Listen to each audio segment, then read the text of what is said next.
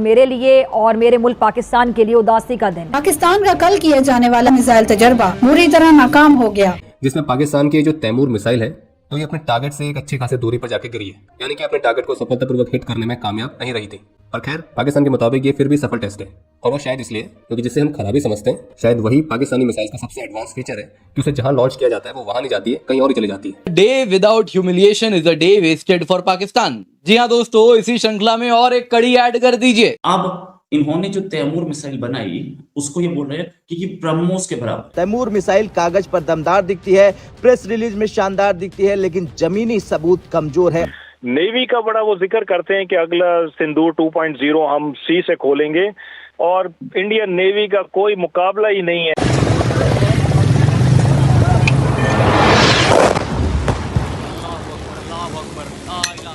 हमारी ब्रह्मोस टेस्टेड है, ब्रह्मोस टेस्टेड ही नहीं है, हमने ऑपरेशन सिंदूर पर ब्रह्मोस ही मारी थी। आप एक में ब्रह्मोस को डिटेक्ट नहीं कर पाए। ये सबसोनिक स्पीड पे चल रही है, ये तो आराम से डिटेक्ट हो जाएगी। इसके असरात बड़े दूर तक जाएंगे, ऐसा नहीं है कि ये मामला यहाँ पे दब जाएगा। ये नहीं होना चाहिए था, ये नामुनासिब है। खदशात तो बहुत पहले से थे, लेकिन एक बड़े जरीदे ने अब ये खबर जारी कर दी है। ये नहीं होना चाहिए था, लेकिन ये हुआ है। अब ये हकीकत है और इस हकीकत को हमें तस्लीम करना पड़ेगा। पाकिस्तान जिन मिसाइलों की आकर दुनिया भर को दिखाता था, एक बार फिर से उन मिसाइल की टेस्टिंग की जो फेलियर है वो रिपोर्ट सामने आ रही है। भारत ने बड़ा अहम मिसाइल टेस्ट किया है 23 दिसंबर को। इसके पाकिस्तान के दिफा पर क्या मनफी असरात मुरतब हो सकते हैं? देखिए, मनफी तो क्या, इसमें तो अब कोई शक नहीं है ना कि भारत इस खित्ते को आर्म्स रेस की तरफ लेकर जा रहा है।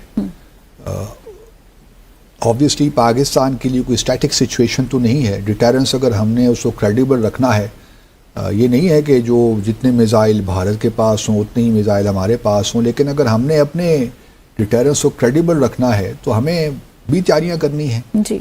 अब भारत ने देखिए ना जो K4 मिसाइल टेस्ट किया है 23 दिसंबर को, जिसका आपने हवाला दिया, ये इंटरमीडिएट रेंज बैलिस्टिक मिसाइल है, और ये उन्होंने जो है अपनी न्यूक्लियर पावर सबमरीन है अरीघात, जो कि पिछले 2024 में शायद इसको कमीशन किया गया था, तो उससे वो उन्होंने किया अंडर सी प्लेटफॉर्म से ये लॉन्च करना, टेस्ट करना, इसका ये काफ़ी सिग्निफिकेंट है, क्योंकि ये इसकी जो रेंज है ये तकरीबन 3500 किलोमीटर है, और ये पे लोड जो है इसका तकरीबन 2 टन आप कह सकते हैं। तो it's quite I would say powerful device, और ये K4 काफ़ी प्रोजेक्शन भी दी है भारत ने। और फिर इसके अलावा भी अगर आप देखिए, पाकिस्तान के पास कोई न्यूक्लियर पावर सबमरीन तो नहीं है। 4 दिन की जंग ने, लेकिन इसका हमें नुकसान ये हुआ कि सिंध तास मुआहदा बदस्तूर मुअत्तल है और पानी हमारा बंद है। डैम बन रहे हैं, ये हमारे लिए मौत का परवाना है।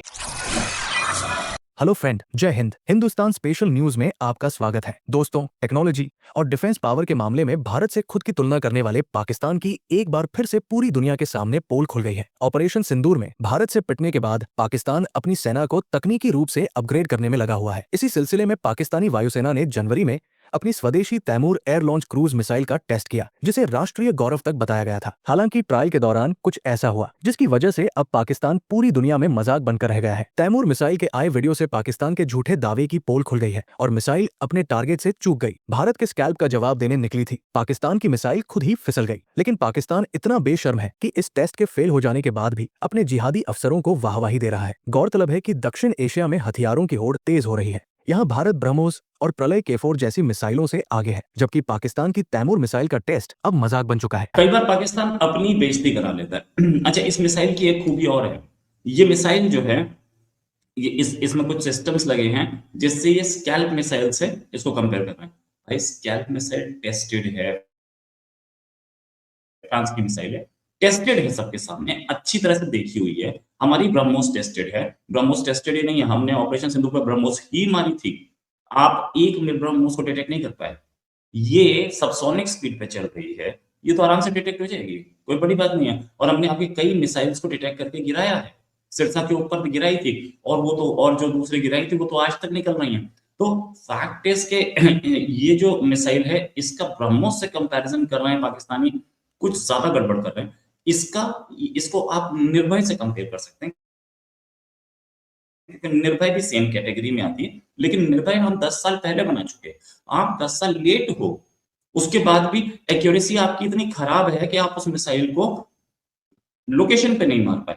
सामने दिख रहा है, फोटो में दिख रहा है, आपके अपने निकाले हुए वीडियो में दिख रहा है। उसके बाद पाकिस्तानी ऐसे खुश हो रहे हैं, चलो उड़ी तो नीचे तो आई, ये है। अच्छा, ये मिसाइल जो है ये एयर लॉन्च्ड मिसाइल है, यानी कि एयर से नीचे जमीन पे मारने वाली, किसी भी एरिया को मार सकती है, किसी भी, ये ऐसा बताया जा रहा है कि किसी भी शिप को टारगेट कर सकते हैं। 600 किलोमीटर के रेंज पे हमने तो अभी तो पहला ही टेस्ट बता रहे हैं, इससे पहले जो हुए थे वो फेल हो गए थे, पहला ही टेस्ट बता रहे हैं। इसके बाद इसको अभी ट्रायल पे लाना पड़ेगा, सी में भी किसी को टारगेट पे लाने के लिए।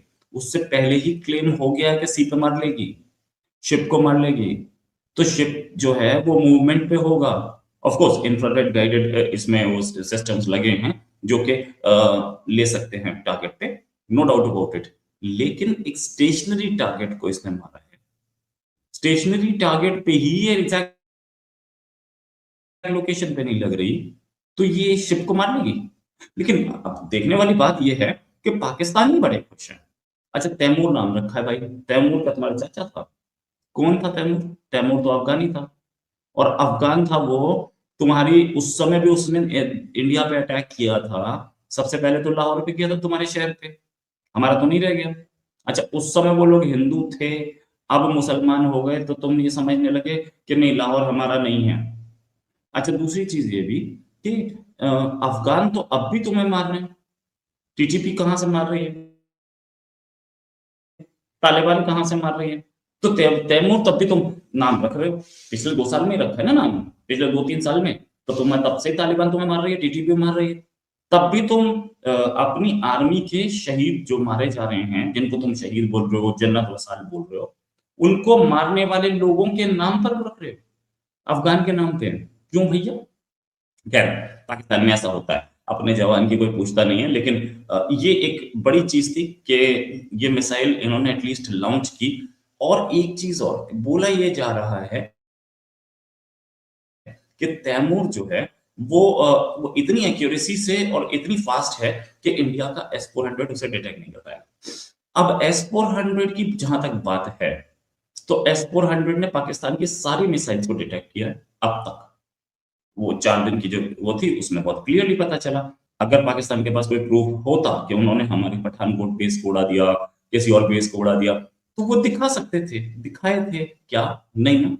तो ये है कि पाकिस्तान के पास इस समय तक ऐसी कोई मिसाइल है नहीं जो इंडिया टारगेट कर ले। भारत ने बड़ा अहम मिसाइल टेस्ट किया है 23 दिसंबर को। इसके पाकिस्तान के दिफा पर क्या मनफी असरात मुरतब हो सकते हैं? देखिए, मनफी तो क्या, इसमें तो अब कोई शक नहीं है ना कि भारत इस खित्ते को आर्म्स रेस की तरफ लेकर जा रहा है। ऑब्वियसली पाकिस्तान के लिए कोई स्टैटिक सिचुएशन तो नहीं है। डिटेरेंस अगर हमने उसको क्रेडिबल रखना है, ये नहीं है कि जो जितने मिसाइल भारत के पास हों उतने ही मिसाइल हमारे पास हों, लेकिन अगर हमने अपने डिटेरेंस को क्रेडिबल रखना है तो हमें भी तैयारियां करनी है जी। अब भारत ने देखिए ना जो K4 मिसाइल टेस्ट किया है 23 दिसंबर को, जिसका आपने हवाला दिया, ये इंटरमीडिएट रेंज बैलिस्टिक मिसाइल है। और ये उन्होंने जो है अपनी न्यूक्लियर पावर सबमरीन है अरीघात, जो कि पिछले 2024 में शायद इसको कमीशन किया गया था, तो उससे वो उन्होंने किया अंडर सी प्लेटफॉर्म से ये लॉन्च करना, टेस्ट करना, इसका ये काफ़ी सिग्निफिकेंट है क्योंकि ये इसकी जो रेंज है ये तकरीबन 3500 किलोमीटर है और ये पे लोड जो है इसका तकरीबन 2 टन आप कह सकते हैं। तो it's quite I would say powerful device. और ये K4 काफ़ी प्रोजेक्शन भी दी है भारत ने। और फिर इसके अलावा भी अगर आप देखिए, पाकिस्तान के पास कोई न्यूक्लियर पावर सबमरीन तो नहीं है, लेकिन मिसाइल प्रोग्राम को लेकर काफी अकड़ दिखाता आ रहा है हमेशा, उनके नेताओं से लेके उनके जन जन तक यही बात रहती है कि हमारे पास बॉम्ब है, हमारे पास मिसाइल है। लेकिन पाकिस्तान शाहीन हुआ, बबील और ये सारे प्रोग्राम, ये सारे नाम पूरी तरह से फेल हो गया। सब उस वक्त में हो रहा है जब ऑपरेशन सिंदूर हुआ, उसके बाद से ही ये टेस्टिंग सामने आई है। और अब पाकिस्तान ने खुद कबूल कर लिया है कि भारत के जो मिसाइल प्रोग्राम और पूरा ये सिस्टम है काफी स्ट्रांग है। जी उमेश जी।